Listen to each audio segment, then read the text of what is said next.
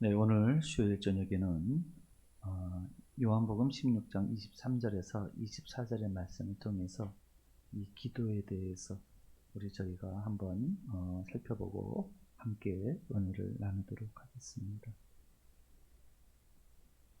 예, 메리 여왕이라고 있었죠. 메리 여왕이 천주교, 로마 천주교 신자였는데 스코틀랜드에 있는 모든 그 기독 개신교도를 다 죽이라는 명령을 내렸습니다. 이러한 상황이 되니까 스코틀랜드에 있는 이 존 낙스라고 하는 목사님이 밤새 피를 토하듯이 기도를 했습니다.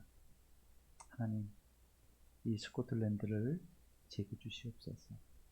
그렇지 아니하시면 제 생명을 거두어 주시옵소서. 이렇게 피를 토하는 심정으로 하나님 앞에 간절히 기도를 했습니다. 그런데 그 기도를 존 낙스 목사님이 기도하는 가운데 갑자기 이유를 알 수 없는 그 중병이 메리 여왕에게 임하면서 결국은 메리 여왕이 갑작스럽게 급사를 하게 되었습니다. 근데 이 메리 여왕이 죽으면서 남긴 말이 있습니다. 그 말이 우리의 마음을 굉장히 도전을 주는데요. 그게 뭐냐면 100만 대군보다도 존 낙스 한 사람의 기도가 더 무섭다라는 말을 남기고 죽었답니다. 기도의 능력이 얼마나 큰 거인지를 아주 단적으로 우리에게 전해주는 그런 이야기가 아닌가 싶습니다. 성경에서도 이런 이야기가 많이 나오죠. 성경에서도 여호사밧 왕 때 모압 가문 연합군이 쳐들어옵니다. 그런데 감당할 수 있는 힘이 없습니다. 어떻게 할 수 있는 힘이 없습니다. 그럴 때 금식하고 기도했더니 하나님께서 그들을 하나님의 능력으로 능히 이기게 하셨다는 그런 기사가 나와 있습니다. 뿐만 아니라 히스기야 왕 때도 마찬가지죠. 히스기야 왕 때도 아수르 군대가 쳐들어왔을 때 기도했습니다. 그런데 하나님께서 그 기도를 들으시고 연병을 보내셔서 밤새 18만이라고 하는 대군이 군사가 다 전멸하고 말았습니다. 그리고 그 왕은 본국에 돌아가서 피살되고 말았습니다. 기도의 능력을 우리가 따지자면 끝도 한도 없죠. 실제로 기도는 기도의 능력을 경험한 사람들이 더욱더 두 마음을 품지 않고 기도할 수가 있는 줄로 믿습니다. 오늘 우리에게 이와 같이 기도를 통해서 하나님의 그 응답을 받을 수 있는 그 은혜를 베풀어 주신 것이 곧 예수 그리스도의 십자가의 대속의 사건인 것입니다. 예수 그리스도께서는 이제 그 이름을 통해서 내가 내 백성의 죄를 사하리라고 용서하고 사하리라고 하시는 그 말씀대로 죄사함을 예수님으로 인하여 죄사함을 받은 주의 백성들이 예수 그리스도의 이름으로 아버지께 구할 때에 아버지께서는 그 기도를 들으시고 응답하시는 줄로 믿습니다. 오늘날 우리의 기도가 결코 헛되지 않는 것은 바로 이와 같이 예수 그리스도를 통해서 우리에게 주신 가장 귀한 은혜의 수단 가운데 하나가 바로 기도인 것입니다. 다시 한번 우리가 웨스터 소요리 문답 복습을 해보면 이와 같습니다. 내적인 은혜의 수단이 무엇이라고 말씀을 드렸습니까? 내적인 은혜의 수단은 바로 믿음과 회개라고 말씀을 드렸습니다. 우리 안에 믿음을 일으키시는 것, 믿음이 우리를 구원하시는 게 아니라 믿음이 우리를 구원하는 게 아니라 믿음을 통해서 하나님께서는 그 믿음을 보시고 응답해 주신다는 겁니다. 역사하신다는 사실입니다. 그렇기 때문에 믿음은 본질이 아니고 수단입니다. 마찬가지로 회개도 마찬가지입니다. 이 회개는 하나님께서 우리에게 주신 너무나도 지금까지 육적인 삶을 정리하고 영적인 삶을 살 수 있도록 그 삶의 방향을 완전히 돌이키게 만드시는 하나의 수단이 되는 거죠. 그것이 바로 내적인 은혜의 수단, 즉 회개와 믿음이라고 하는 것입니다. 그렇다면 외적인 하나님께서 우리에게 주신 은혜의 수단은 세 가지가 있다고 말씀드렸습니다. 하나님의 말씀과 또 성례와 그리고 이 기도라고 말씀하고 계십니다. 이것을 통해서 우리는 하나님께서 예비하신 모든 은혜를 받아 누릴 수가 있게 되는 겁니다. 기도는 우리가 기도한다고 하나님과 연결되는 것이 아닙니다. 하나님께서 우리에게 하늘의 문을 열어놓으시고 우리를 용납하실 때, 우리가 기도할 때에 바로 그 기도를 통해서 우리가 하나님 앞에 나아갈 수 있는 것이고 하나님의 응답을 받을 수 있는 것인 줄로 믿습니다. 하나님의 은혜가 아니면 우리가 아무리 기도를 해도 이 기도가 결코 하나님 앞에 상달될 수가 없는 것이죠. 이 이야기는 모든 주권이 하나님께 있기 때문에 하나님의 은혜가 아니면 안 된다는 이야기입니다. 그러므로 이 기도를 통해서 하나님께서는 하시는 말씀이 에스겔서 말씀 26장인가요? 말씀해 보시면은 내가 내 말이 내 입에서 나갔으니 반드시 그 일을 이루리라고 말씀하십니다. 그럼에도 너희는 내게 기도하여야 하리라. 이렇게 말씀하고 계시는 거죠. 즉 하나님께서는 이 세상에서 일어나는 모든 일 가운데 주의 백성들, 주의 성도들, 주의 종들의 기도를 통해서 하나님께서는 하늘에서 이 성도, 이 땅에 있는 성도의 기도를 통해서 역사하시는 것을 알 수가 있습니다. 그러므로 이 기도는 바로 우리에게 말로 다 할 수 없는 커다란 능력이 되는 것입니다. 하나님의 능력을 우리가 힘입을 수 있는 통로가 바로 기도인 줄로 믿습니다. 뿐만 아니라 우리는 이 기도를 통해서 하나님의 뜻을 깨닫게 되는 줄로 믿습니다. 우리가 이 기도를 통해서 하나님의 마음을 알고 기도를 통해서 하나님의 뜻을 깨닫고 이 기도를 통해서 하나님의 말씀을 들을 때에 그 말씀과 그 능력을 받은 자가 결국은 그 사람의 삶을 통해서 하나님께서 놀라운 일을 행하시는 줄로 믿습니다. 그래서 교회를 비롯해서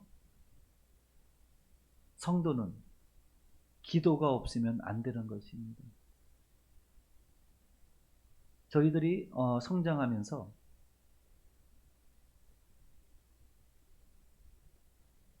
교회에서 교육받은 것이 뭐였냐면 기도에 대한 것을 많이 교육을 받았습니다. 기도를 해야 된다.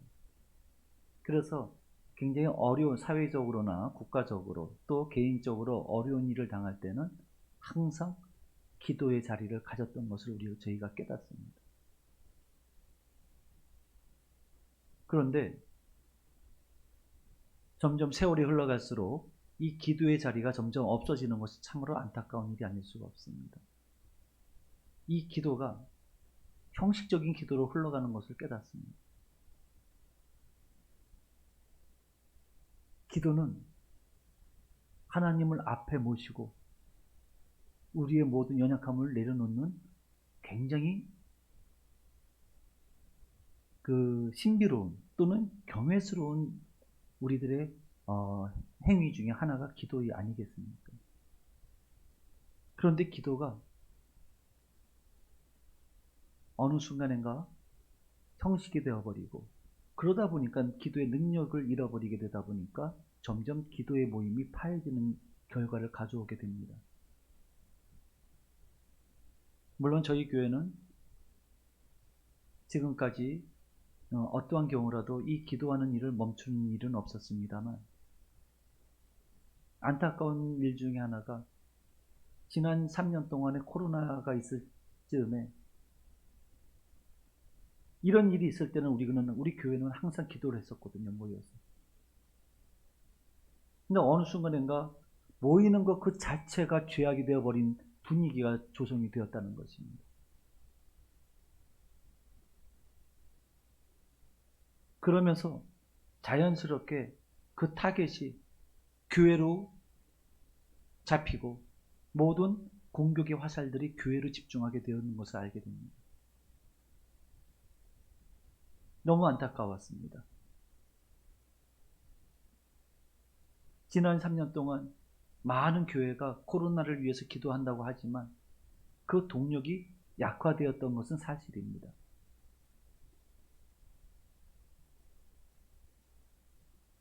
어제 몽골에서 선교 편지가 왔습니다. 몽골인 우리 한국 선교사님이 몽골에 가서 많은 제자 양육을 하고 있는 목사님이신데 그 제자 중에 하나 젊은 부부가 있는데 아이가 너무 아파서 병원에 가야 되는 상황이었답니다.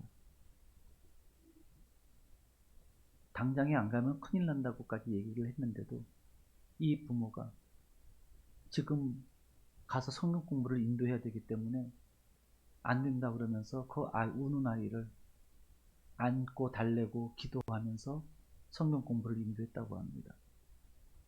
그리고 나서 아이가 너무 심하게 울어서 다시 병원에 가야 된다고 했는데 오늘은 주일 아침이라고 예배 드려야 된다고 하면서 예배 끝나고 가야 된다고 하면서 주일 예배를 다 드렸다고 합니다. 그런데 주일 예배가 끝나자마자 놀라운 일이 발생했습니다. 이 아이가 눈 씻은 듯이 깨끗이 나았습니다. 이러한 신앙이 우리 한국교회에서도 있었던 겁니다. 근데 지금은 그런 신앙은 굉장히 무속적인 무식한 행위로밖에 치부되질 않습니다.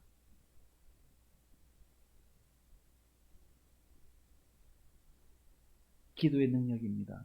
물론 우리가 지혜롭게 행동을 해야 되겠지만 그 하나님과의 관계에 있어서의 본질을 훼손하면서까지 상식적이 된다는 것, 그것은 우리 신앙에 있어서 어찌 보면 중대한 병이 들어있는 것 아닌가 하는 우리 자신들의 돌이킴을 돌이켜 생각해 봐야 되는 것입니다.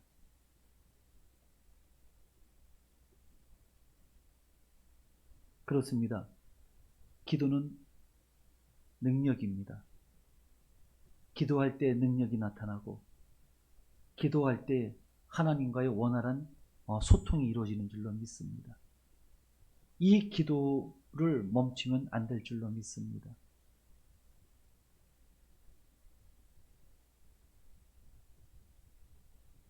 특별히 이 어려운 난국에 저는 개인적으로 이 기도의 능력을 많이 경험합니다. 기도할 때와 안 할 때의 차이가 너무나도 분명하기 때문에 기도를 하지 않을 수가 없게 되는 것입니다. 오늘 예수님께서 우리에게 주시는 말씀이 무엇입니까? 내가 진실로 진실로 너희에게 이르노니. 그러니까 예수님께서 하시는 말씀이 전혀 거짓이 없고 전혀 빈틈이 없다는 것을 말씀하고 계시는 거죠. 너희가 무엇이든지 아버지께 구하는 것을 내 이름으로 주시리라. 아멘. 예수 그리스도의 이름으로 하나님 아버지께 우리가 구할 때에 아버지께서 주신다고 말씀하고 계십니다. 그러므로 구하라 그리하면 받으리니 너희 기쁨이 충만하리라고 말씀하고 계십니다. 할렐루야. 우리가 기도할 때 우리의 기도의 제목이 하늘에 상달되어져서 하늘 아버지께서 우리의 기도를 들으시고 응답하실 때에 참된 자유와 매임에서 벗어나게 되는 놀라운 은혜를 경험하게 됩니다. 이러한 하나님의 은혜를 받을 때에 우리의 심령이 기쁨으로 충만하게 되는 것을 우리는 경험할 수가 있는 것입니다. 그래서 이 웨스터민스터 소요리 문답에서는 다음과 같이 정리하고 있습니다. 제98문 기도란 무엇입니까? 기도에 대해서 정리하고 있죠. 우리 함께 답해 보도록 하겠습니다. 기도는 그리스도의 이름으로 우리의 소원을 하나님께 구하는 것을 말함인데 곧 그의 뜻에 합당한 것을 간구하고 우리의 죄를 자복하며 그의 자비하신 모든 은혜를 감사하는 것입니다. 아멘. 그렇습니다. 기도는 전능하신 하나님 아버지와의 영적인 교제이며 또한 대화입니다. 기도의 핵심 요소는 기원, 고백, 감사입니다. 이것을 우리는 액트라고 부르기도 하죠. 기도를 어떤 형태로 해야 되나 했을 때 기본적으로 우리는 기도할 때에 예수 그리스도께서 우리에게 가르쳐 주신 주기도문을 생각해 보면 알 수가 있습니다. 먼저 액트라고 했을 때 ACTS죠. A는 뭘 얘기합니까? 하나님을 경배하는 일입니다. 하나님의 거룩한 성호와 그 영광을 찬송하는 일입니다. 그럼 C는 무엇입니까? Confession, 즉 회개입니다. 그리고 T, Thanksgiving, 또 감사죠. 하나님 앞에 나의 모든 것을 감사하는 그러한 것이 이 기도에 포함이 되어져 있어야 된다고 말씀하고 있습니다. 또한 마지막으로 saving, 즉 우리가 구할 것을 구하는 거죠. 이것이 기도의 요소를 이루고 있는 겁니다. 그런데 이 기도를 오래 하다 보면은 왜 매일같이 이런 거 있습니다. 이 기도에 이런 요소가 있다고 하는데 매일같이 이런 형식을 갖춰서 꼭 기도하기보다는 늘 기도하시는 분들은요, 굉장히 하나님과 친밀감이 있기 때문에 기도가 굉장히 자유롭습니다. 우리 목사님께서 잘 아시겠지만 그렇습니다. 하지만 이 초신자들이 기도를 어떻게 해야 됩니까? 라고 물어볼 때는 바로 이와 같이 기도에는 이런 요소들이 다 함축되어져 있는 것이 기도다라고 우리가 이야기할 수가 있습니다. 그리고 이러한 기도의 근거는 바로 예수 그리스도의 십자가 공로, 그 은혜가 있기 때문에 가능하다는 것을 우리는 잊어서는 안 될 줄로 믿습니다. 그래서 1번, 기도의 유일한 대상은 누구이십니까? 마태복음 6장 6절 함께 읽도록 하겠습니다. 너는 기도할 때에 네 골방에 들어가 문을 닫고 은밀한 중에 계신 네 아버지께 기도하라. 은밀한 중에 보시는 내 아버지께서 갚으시리라. 아멘. 자, 아버지께 기도. 아버지입니다. 하나님 아버지이신 거죠. 그러니까 유일한 대상인 것입니다. 우리는 기도할 때에 대상이 없이 허공에 메아리 치듯이 그렇게 하는 기도가 아니에요. 우리의 기도에는 반드시 대상이 있는 겁니다. 근데 그 대상이 누구죠?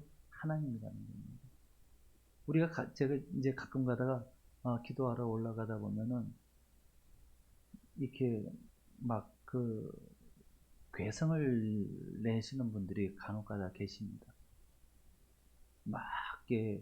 막 소리치는 분들이 계세요. 아무리 들어봐도 기도의 소리라고 들리지가 않아요. 그런데 그분들의 밑바탕에 누가 있어요? 하나님을 향해서 그 답답한 마음을 그렇게 토로하는 것들을 보게 됩니다. 어찌됐든 기도의 대상은 하늘에 계신 하나님 아버지라는 사실입니다. 두 번째, 2번, 그리스도의 이름으로 기도한다는 의미는 무엇입니까? 요한복음 16장 23절로 24절입니다. 그날에는 너희가 아무것도 내게 묻지 아니하리라. 내가 진실로 진실로 너희에게 이르노니 너희가 무엇이든지 아버지께 구하는 것을 내 이름으로 주시리라. 지금까지는 너희가 내 이름으로 아무것도 구하지 아니하였으나 구하라 그리하면 받으리니 너희 기쁨이 충만하리라. 아멘. 그렇습니다. 우리는 하나님 앞에 나갈 수도 없는 존재들입니다. 하지만 예수 그리스도로 말미암아 우리는 하나님 앞에 나갈 수가 있게 된 거죠. 예수님께서 십자가의 고난을 당하실 때 하늘로부터 휘장이 찢어졌습니다. 아래로부터 찢어진 게 아닙니다. 하늘로부터 찢어진 거예요. 하나님께서 스스로 하늘의 문을 여신 겁니다. 누구를 통해서? 예수 그리스도를 통해서. 할렐루야. 그러므로 예수 그리스도의 이름으로 기도하지 아니하면 하나님께 나아갈 수가 없는 것입니다. 에베소서 3장 11절로 12절입니다. 곧 영원부터 우리 주 그리스도 예수 안에서 예정하신 뜻대로 하신 것이라 우리가 그 안에서 그를 믿음으로 말미암아 담대함과 확신을 가지고 하나님께 나아감을 얻으리라. 아멘. 네, 말씀을 드렸습니다. 뒷장입니다. 3번. 올바른 기도에는 반드시 무엇이 병행되어져야 합니까? 잠언서 28장 9절입니다. 사람이 귀를 돌려 율법을 듣지 아니하면 그의 기도도 가증하니라. 즉 우리가 기도할 때요, 야고보서에도 기록되었지만 우리가 응답받지 못하는 기도는 어떤 기도예요? 우리 욕심대로 하는 기도는 응답받지 못한다는 겁니다. 그럼 우리의 기도는 어떤 기도여야 되느냐? 하나님의 말씀을 의지해서 하나님 앞에 드리는 기도죠. 우리의 모든 삶이 하나님의 말씀을 통과했을 때에 그 기도가 응답되는 것입니다. 하나님의 말씀을 통과하지 않는, 소위 말하는 우리가 어떤 경쟁 대상이 있는데 인정사정 보지 않고 인간적인 방법으로 내 욕심을 채우기 위해 사는 기도가 과연 하나님 앞에 상달될까 하는 겁니다. 우리가 그러죠. 축구 경기를 볼 때 양팀 다 크리스찬이 있어요. 우리 팀이 이기게 해주세요. 그럼 하나님이 누구 편을 들어주시겠어요? 그렇습니다. 하나님께 드리는 올바른 기도는 반드시 하나님의 말씀을 의지해서 기도해야 되는 것이고, 그리고 로마서 8장에서도 보시면 그렇게 말씀하고 계시잖아요. 하나님의 뜻을 아시는 그 성령님께서 말할 수 없는 탄식으로 우리를 위하여 간구하신다고 말씀하지 아니하십니까? 우리는 무엇을 기도해야 할지 알지 못합니다. 하지만 우리 안에 계신 성령님께서 하나님의 뜻대로 성도를 위하여 간구하신다고 했을 때 하나님의 뜻이 곧 어디에 반영이 됩니까? 하나님의 말씀에 반영이 되는 거지. 그렇기 때문에 하나님의 말씀을 의지해서 기도할 때 그 기도가 능력이 있는 기도가 되는 줄로 믿습니다. 4번. 기도에 앞서서 꼭 선행해야 할 것이 무엇입니까? 야고보서 5장 16절입니다. 그러므로 너희 죄를 서로 고백하며 병이 낫기를 위하여 서로 기도하라. 의인의 간구는 역사하는 힘이 큼이니라. 시편 66편 18절입니다. 내가 나의 마음에 죄악을 품었더라면 주께서 듣지 아니하시리라. 아멘. 자, 이게 무슨 얘기냐면 우리 마음속에 하나님을 기도하는 그 순간만이라 할지라도 그 순간에 우리 마음속에 번잡한 다른 생각들이 있거나 내 마음에 악한 마음들이 있으면, 죄된 마음이 있으면 기도가 될 수가 없는 겁니다.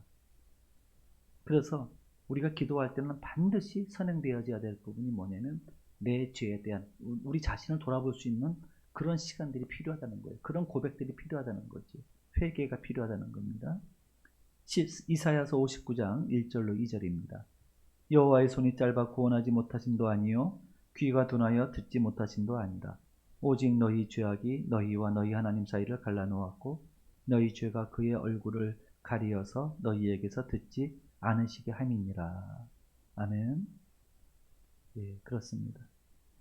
5번입니다.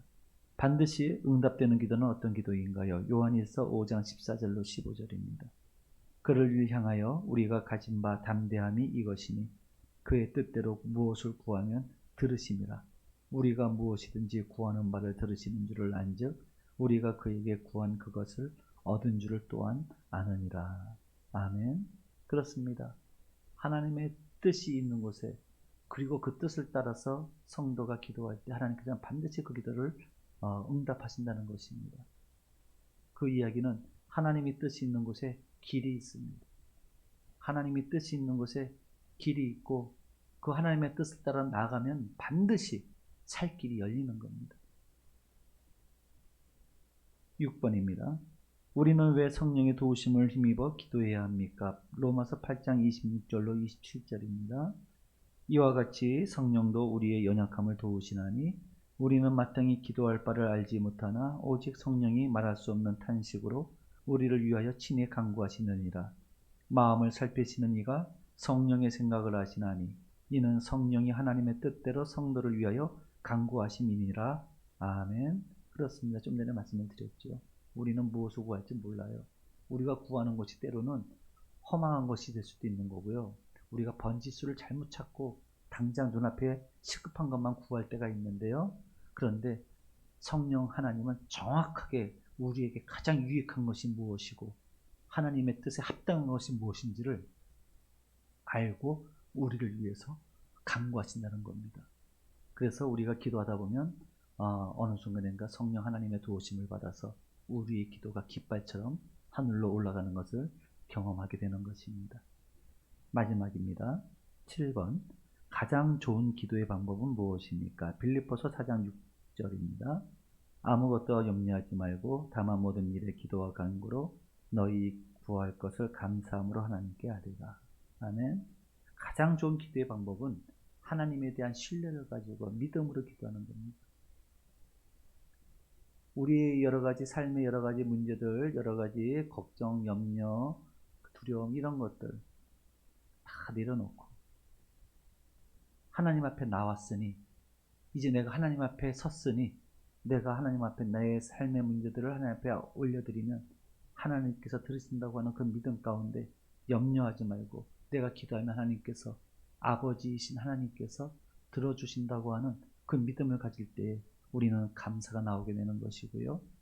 그리고 하나님 앞에 더욱더 기도로 깊이 나아갈 수 있게 되는 겁니다. 말씀을 정리하겠습니다. 마치겠습니다. 기도는 이와 같이 전능하신 하나님, 하지만 우리의 아버지가 되신 하나님과의 영적인 교제여 대화로서 우리가 올바른 기도, 곧 응답받는 기도를 드리기 위해서는 어떻게 해야 되느냐? 하나님의 뜻에 합당한 것을 성령 하나님의 도우심을 받아서 힘입어서 그리스도의 이름으로 하나님께 구하는 것, 이것이 가장 올바른 기도의 자세다라고 말씀드릴 수가 있겠습니다. 성도 여러분, 그렇습니다. 기도는 우리가 이 땅에서 하나님과 소통하는 통로입니다.